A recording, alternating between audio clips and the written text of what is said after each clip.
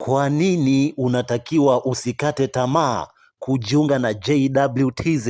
Kwa nini unatakiwa usichoke kupambania ndoto zako? Kwa nini unatakiwa usikate tamaa?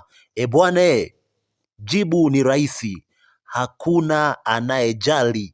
Kwa hiyo hata ukisema ukate tamaa, hata ukisema uache, hata ukisema uchoke, jibu ni simple.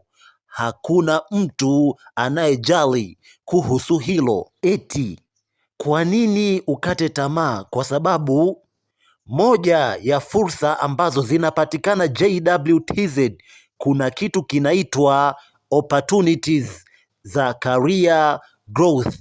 Mfano, nitaongelea moja, kuna kitu kinaitwa training opportunities. Mfano, kuna mafunzo ya operating military vehicles, yani kuendesha vifaa au vyombo vya usafiri vya kijeshi. Lakini kuna kitu kinaitwa advanced combat and tactical training, mfano kupambana kwenye misitu, pamoja na training opportunities ambazo zitakuendeleza career yako ikue. Kwa hiyo haihitaji uchoke. Mwisho, unatakiwa uamini malengo yako. Epuka negative vibes au mitazamo hasi kutoka kwa wengine.